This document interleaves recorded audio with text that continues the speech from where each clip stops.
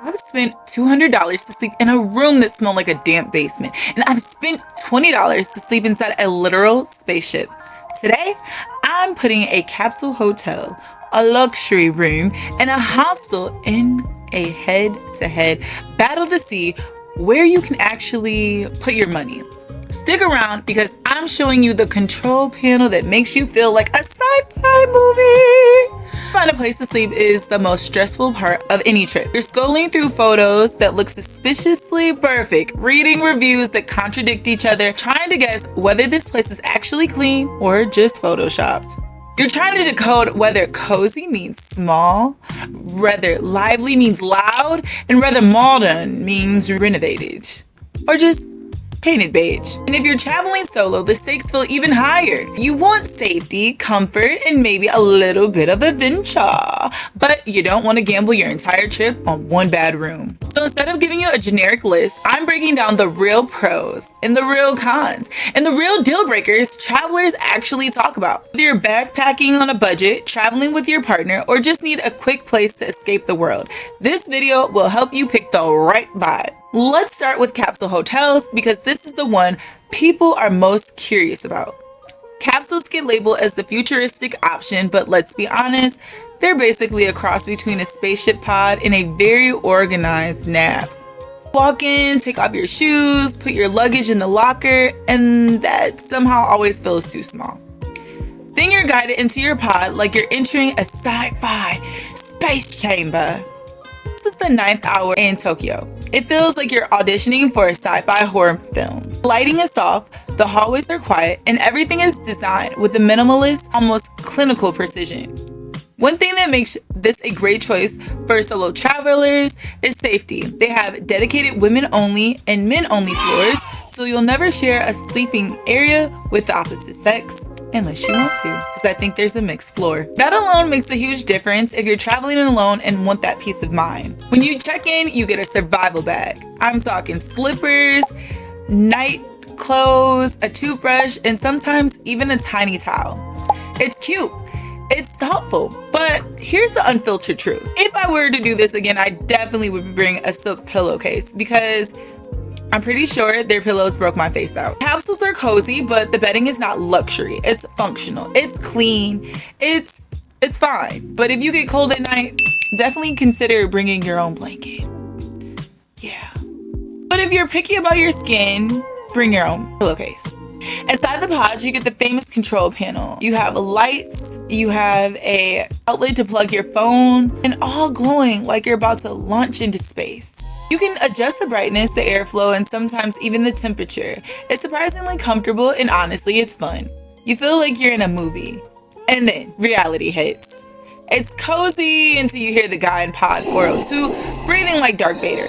Noises travel through plastic walls. You will hear zippers.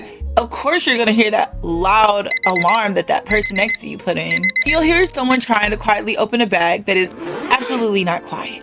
Capsules are quiet until they're not. So also if you're trying to quietly get out of the capsule, make sure you don't miss that step coming down and like fall.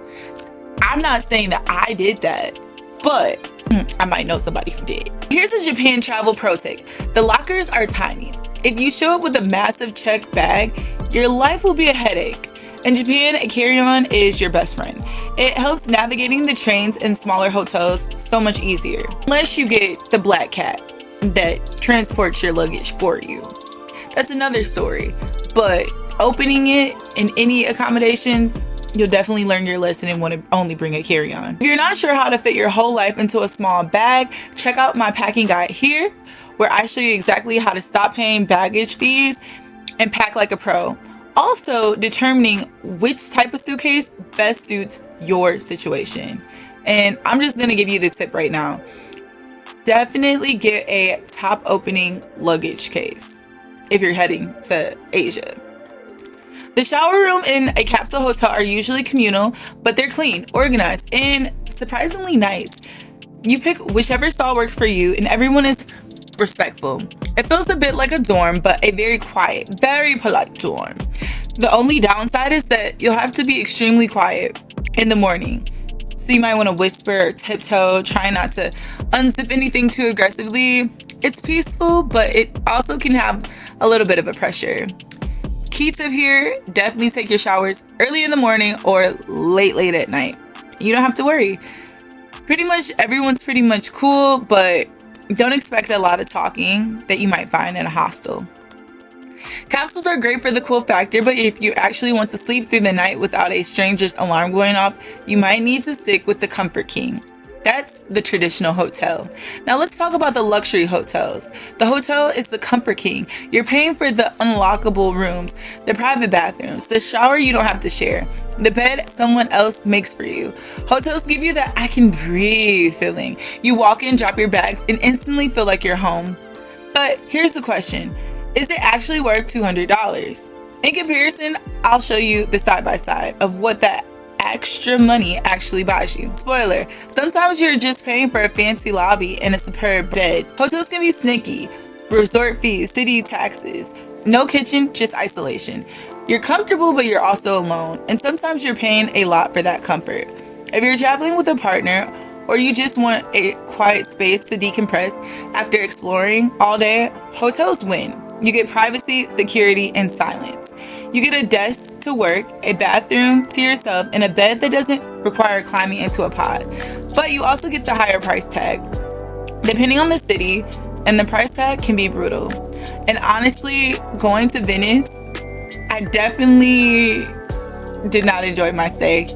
The hotel was tiny and very expensive, and also I could hear people through the walls, so it definitely did not give me that much of isolation or quiet. Here's the rapid recap super quickly. Price 10 out of 10, social vibes low unless there's a bar, great for couples, business travelers, digital nomads. Now let's talk about the hostels, the wild card. Hostels are for the stories, not the sleep.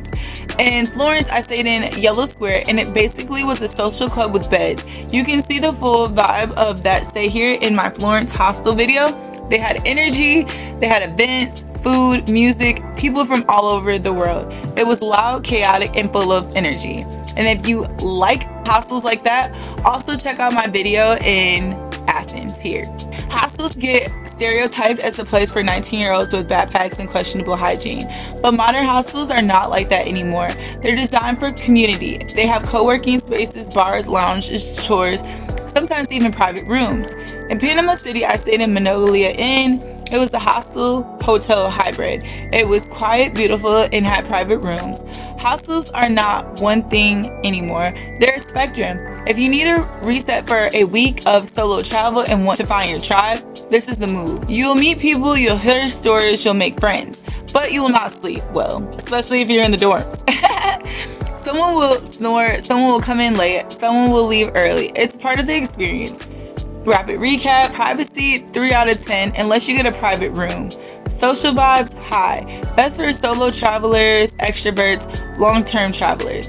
Now for the part that actually matters, the pro travel decision matrix.